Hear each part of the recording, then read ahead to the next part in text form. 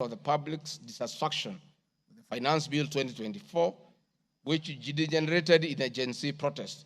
It pointed to the failure of the National Intelligence Service in carrying out its mandate.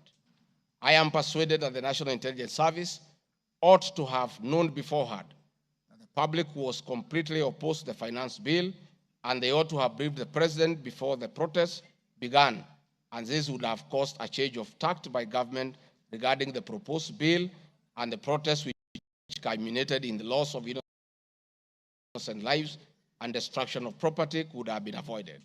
Hence, I expressed my opinion on this in my public media briefing in Mombasa, and my utterances were not any different from what happens in other countries when there is a lapse or failure by the intelligence agencies. The nation has witnessed unfortunate instances of several extrajudicial killings, abductions, and disappearances. I firmly believe that if the National Intelligence Service had acted diligently, these instances would not have been witnessed. Under the Constitution, the government agencies are supposed to be accountable to the Kenyan people, including the National Intelligence Service, and calling them out when a dereliction of duty does not amount to undermining them. I am also aware that the Kenya Kwanza government has been at the forefront in calling out officers who do not seem to understand their work. Recently, my boss, the president, publicly complained that there are some PSs and CSs who did not seem to understand their role. Please play for me video number 5, RG5. On President William Ruto has today described some members of his cabinet as utterly clueless and uninformed about the dockets they occupy.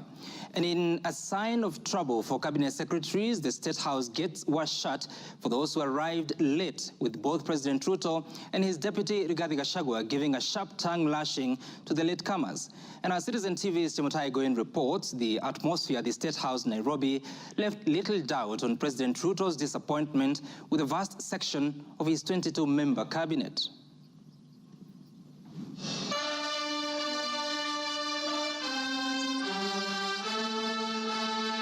A cold morning in Nairobi, but the seats on the State House grounds came ultra-heated, particularly for cabinet secretaries. The cabinet members came here to sign performance contracts, but the oral appraisal of the day spelled anything between trouble and outright doom. If you cannot keep time with your employer, you have basically dismissed yourself. I mean, it's just as simple as that. So, for those who came late, who are members of the executive, I will be expecting a written explanation, and it should not include matters of traffic. Punctuality was at issue, with some cabinet secretaries being locked out of State House for lateness. And from the podium, the president and his senior lieutenants were unforgiving. Nimeona watu wale wamechelewa, nikaona rais unaniona ninamjua. Nikaona uso yake nikajua hapa kimeumana. Sababu leo ni siku ya performance contract. Ile siku muhimu sana ya kuja kuweka. Na wewe umefika pale, rais amekaa. Tayari amekaa na ndiye rais wa Jamhuri ya Kenya. Wewe umechelewa ukiwa kuona nani? Who else have you gone to see? One of the things we need to learn in our performance contract is to beat the traffic. For the 19 cabinet secretaries present, the atmosphere at State House progressed from bad to worse as President Ruto and his deputy Rigathi Gachangua issued a blistering assessment of the performance of the cabinet members. Many of you, the people I speak to, don't even know what is going on in your ministries or departments. You have very scanty information. The moment I know more than you in your ministry, then you must begin to understand that something is very wrong. How do you run a ministry or that department or a parastatal if you have no information? That is the highest level of incompetence. Those of us who came with the president from the political space and who are his friends, and we assisted him to become president. Once he gives us a job, that is the termination of that friendship. The friendship with the president will be based on nothing performance. From travel habits to basic work ethic and even media appearances, it was a brutal ground zero appraisal for the cabinet. Why do you have to honor every invitation that you have been given to every country? Your Excellency, at times we have tried to hold cabinet committees, we can't. 5, 6, 7, 8 ministers are out of the country. Some change clothes at the airport from one country to another. That is the truth. Why can't you regulate yourself? If the president was to travel and honor every invitation, he will be out of this country the whole year.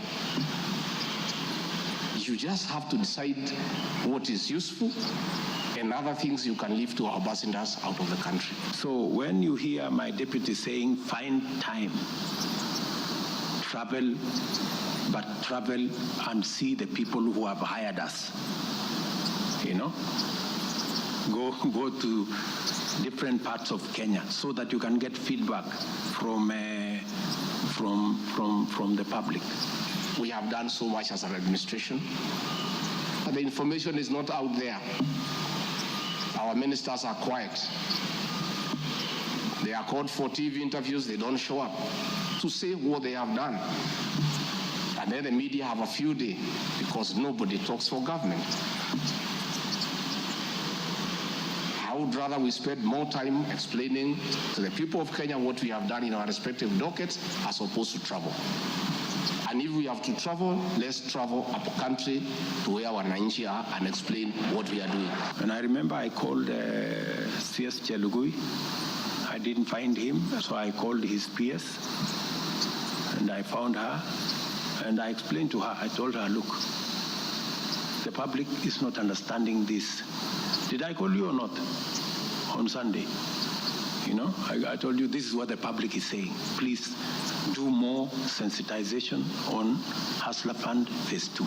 With a very public expression of disappointment in his cabinet, President Ruto has triggered speculation on changes in government as his administration approaches the end of its first year in office.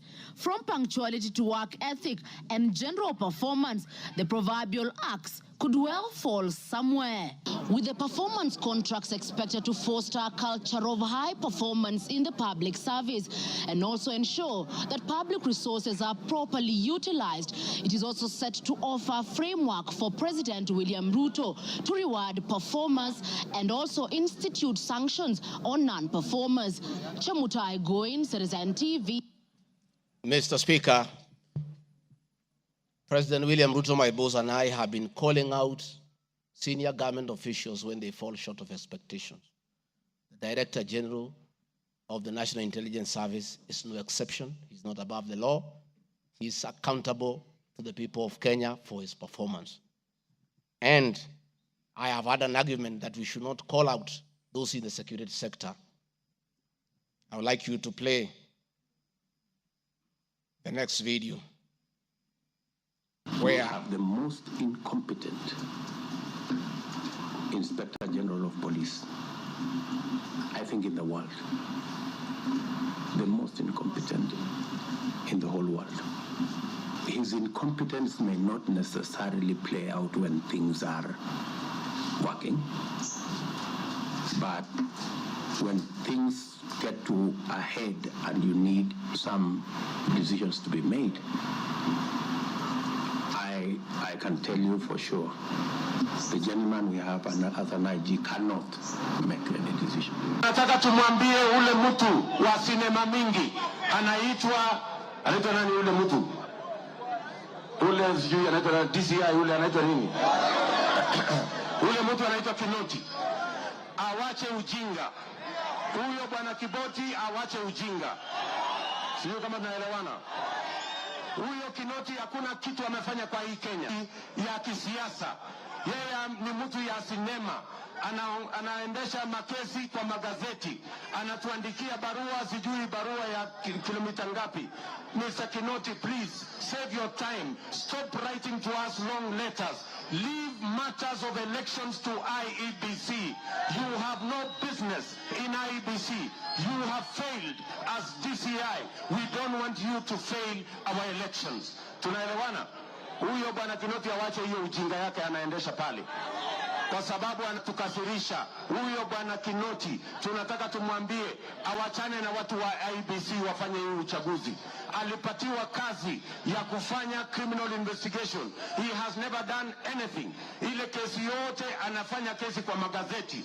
Akiambiwa apeleke evidence kule kotini ameshindwa. So bwana Kinoti, wacha sinema. You have failed and wait for August so that you can. Honorable members, that was President William Ruto as Deputy President, criticizing IG Mutiabai, DCI Kinoti. Rigathi Gachangua has learned his job from his boss, that public officers must be called to order when they fell short of expectation. And I never saw anybody bring William Ruto here for impeachment for criticizing the IG or the DCI. This is a very unfair allegation. Mr. Speaker, it is also reported by media that the IMF has already warned about impending unrest during the people's dissatisfaction with the 2023 and 24 finance bill. Many of you will recall, Mr. Speaker, after the September 11th terrorist attack in the US intelligence agencies were massively criticized, and an inquiry was even opened to investigate why their intelligence agency was not able to detect and thwart the attack. All we are saying is that our National Intelligence Service is accountable to the people of Kenya for its performance. Mr. Speaker, conniving with cartels in the tea sector to block KTDA from implementing guaranteed minimum return